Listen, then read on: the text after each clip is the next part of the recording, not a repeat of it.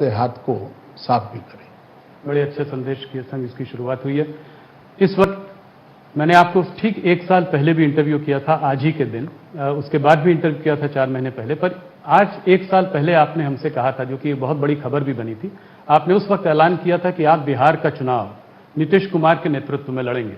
और उस वक्त कुछ लोगों ने इस पे कमेंट भी किया, कहा कि ऐसा नहीं है, हो सकता है बीजेपी अकेले जाए। पर आपने उसी 1 साल पहले इसका ऐलान कर दिया था।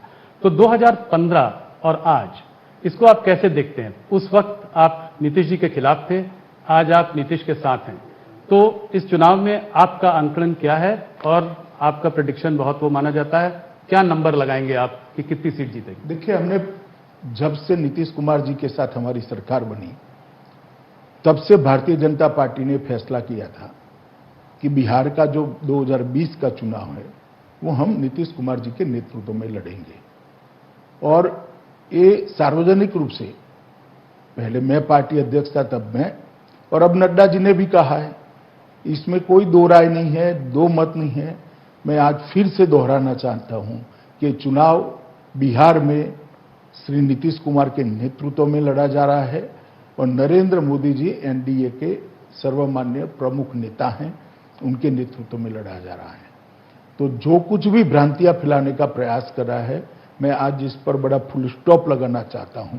नीतीश कुमार ही बिहार के अगले मुख्यमंत्री होंगे। अगर भारतीय जनता पार्टी की सीट ज्यादा आएंगी तब भी? देखिए, अगर मगर का सवाल ही नहीं है। एनडीए को 2/3 बहुमत मिलने जा रहा है और नीतीश कुमार जी मुख्यमंत्री बनेंगे। तो ये आपका प्रेडिक्शन है? जी। इसमें अगर बीजेपी की ज्यादा सीटें आएंगी तो भी मुख्यमंत्री नीतीश जी ही बनेंगे? देखिए राहुल जी, कुछ कमिटमेंट इस प्रकार के होते हैं जो सार्वजनिक तौर पर किए जाते हैं और उसकी पालना होती है। इस चुनाव में एक अलग मुद्दा जो उठकर आ रहा है वो है चिराग पासवान जी का। पहले वो आपके साथ थे, अब वो आपके साथ नहीं है। कुछ लोग कह रहे हैं वो अभी भी साथ में हैं। कल ही मैं उनका स्टेटमेंट देख रहा था, कह रहे थे कि मैं अपना सीना चीर के अगर दिखाऊं तो उसमें मोदी जी बसे हुए हैं। तो अगर ऐसा है तो फिर वो आपके साथ क्यों नहीं है? 143 सीटों पर चुनाव लड़ रहे हैं। अब मेरे साथ क्यों नहीं है, हमारे साथ क्यों नहीं है, इसका जवाब तो चिराग जी ही दे सकते हैं। मगर मैं पहले, बहुत दुखद घटना अभी अभी हुई, श्री रामविलास जी हमारे साथ नहीं रहे जी। और रामविलास जी समाजवादी आंदोलन की उस पीढ़ी के कार्यकर्ता थे जिन्होंने सामाजिक न्याय के लिए बहुत बड़ा काम किया। लगभग 5 दशक तक देश की राजनीति को वो योगदान करते रहे और बिहार के ही थे और खास कर दलितों के लिए बहुत बड़े नेता रहे। मैं श्री रामविलास पासवान जी को श्रद्धांजलि देना चाहता हूं। और जहां तक लोजपा भाजपा जदयू के गठबंधन का सवाल है,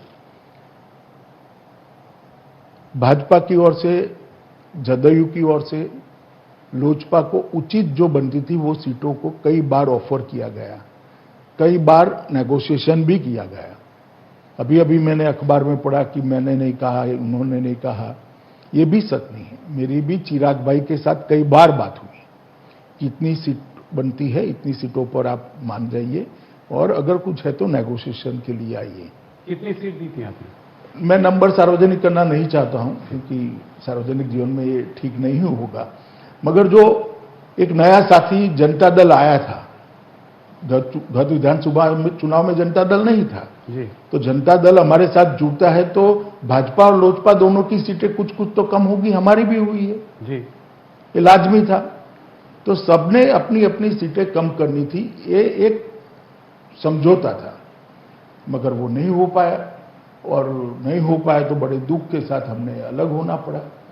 और उन्होंने एक तरफा कुछ बयान भी दिए, वो बयानों का भी रिएक्शन भारतीय जनता पार्टी और जदयू के कार्यकर्ताओं में भी आया। तो गठबंधन के लिए बड़ी दिक्कत थी और फिर भी हमने नहीं तोड़ा। अंततोगत्वा तोड़ने की घोषणा उनकी ओर से ही हुई। और आने वाले समय में क्या वापस आने की संभावना है? चुनाव के बाद देखेंगे। अभी तो हम आमने सामने लड़ रहे, डटकर लड़ रहे हैं। भारतीय जनता पार्टी का हर कार्यकर्ता, जिस सीट पर हम वीआईपी, जदयू और भाजपा, ये 4 पार्टियां लड़ रही हैं, ये चारों को जिताने के लिए एडी चोटी का प्रयास करेगा और पूरा दमखम से चुनाव हम लड़ेंगे। इसी प्रकार से अन्य दल के कार्यकर्ता भी जहां भाजपा लड़ रही है वहां उसको जिताने का प्रयास करेंगे और सामाजिक समीकरण हमारा बहुत अच्छा बन गया है। एक डिसिप्लिन वे में एनडीए आगे बढ़ रहा है। मुझे लगता है कि हम बहुत अच्छे नतीजे प्राप्त करेंगे। आपको ये नहीं लगता